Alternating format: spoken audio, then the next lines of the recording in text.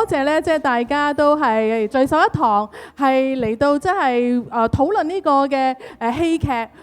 帶俾小朋友嘅幸福感。係啦，咁而我哋今年咧啟基學校咧就係慶祝30週年嘅校慶，而呢個戲劇同埋藝術教育咧，亦都植根咗喺我哋啟基學校咧已經有30年啦。咁好感謝咧我哋嘅創校校長莫鳳儀校長。咁佢喺30年前咧已經係將呢個戲劇藝術教育咧就係擺喺我哋嘅啟基學校嗰度。係啦，咁所以喺呢30年以嚟呢，我哋真係見到喺無數小朋友嘅身上，帶俾佢哋好多嘅幸福感、快樂感，同埋充滿自信。好似呢，上個禮拜咁啦，有位家長呢就翻嚟，我見到佢就好興奮咁樣呢，就捉住我要同我分享佢女兒嘅一個好消息。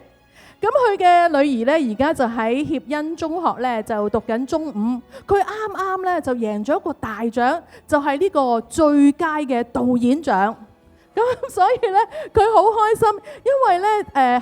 佢好感激母校啦，啟基學校，因為咧喺我哋學校除咗入得上戲劇堂之外啦，咁仲有咧係又加入咗戲劇組，所以俾佢哋咧俾佢一個好好嘅培訓啦、薰陶啦，同埋一個好好嘅基礎。因為上到去中學嘅時候咧，可能老師咧都會係放手啦，俾啲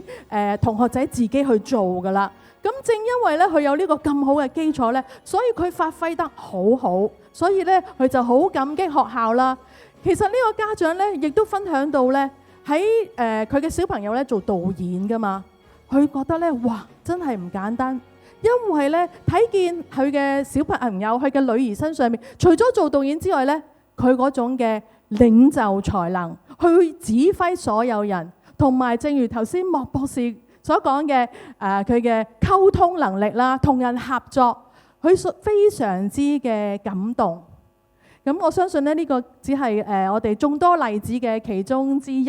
係啦。咁其實咧，我從個家長同我分享嘅時候，佢嗰種雀躍嘅態度咧，我真係深深感受到，其實戲劇唔單止係帶俾小朋友幸福，直情係全個家庭嘅幸福。咁所以咧，我哋更加要咧係一齊去努力，將呢個嘅戲劇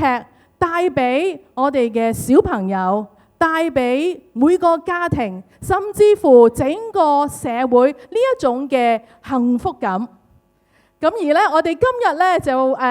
活動裏面有好多嘅精彩片段咧，亦都會係放喺我哋嘅社交平台上面。我希望大家都係返到屋企，亦都可以繼續回味今日咁精彩嘅一個嘅沙龍。咁亦都係咧，希望大家都支持啦，亦都將呢一個嘅信息同你身邊嘅朋友去分享，讓咧更加多社會上面嘅人士咧去認識同埋認同呢個戲劇教育帶俾兒童嘅幸福。多謝大家。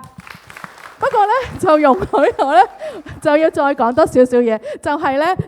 即係容許我講多2句，就係咧我要介紹下呢一本嘅書，因為真係同呢個好有關係嘅。因為呢一個咧就係我哋去實現我哋啟基小小作家嘅一個嘅行動。咁正值咧係30週年，呢一本嘅夢想家咧就係我哋去支持我哋嘅同學仔而出版嘅作品。呢本嘅夢想家咧，其實裡面咧，佢就係以一個元宇宙，一個小朋友可能好有興趣嘅